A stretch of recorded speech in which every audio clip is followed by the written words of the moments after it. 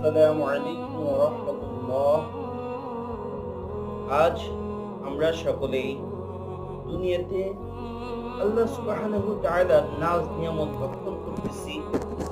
আল্লাহর দেওয়া অফুরন্ত রিজিক আমি আপনি খাইতেছি, কিন্তু সেই আল্লাহর থেকে আমরা গাফেল। দুনিয়ার প্রতি আমার আপনার মহাব্বত অতিরিক্ত বেশি হয়েছে, যার কারণে আমরা আজ আল্লাহকে ভুলে গেছি। যখন মুসিবতে পড়ে যাই তখন আল্লাহ তাআলাকে মানি, তখন মসজিদে যায় এরকম আল্লাহ সুবহানাহু ওয়া তাআলার কুদরতি চরণে সেজদা করি। যখনই আমার মুসিবত কেটে যায় তখন আর আল্লাহ তাআলার কথা স্মরণে রাখি না, তখন সেই আকাশ প্রাণে ঘুড়ির ন্যায় উঠতে থাকি।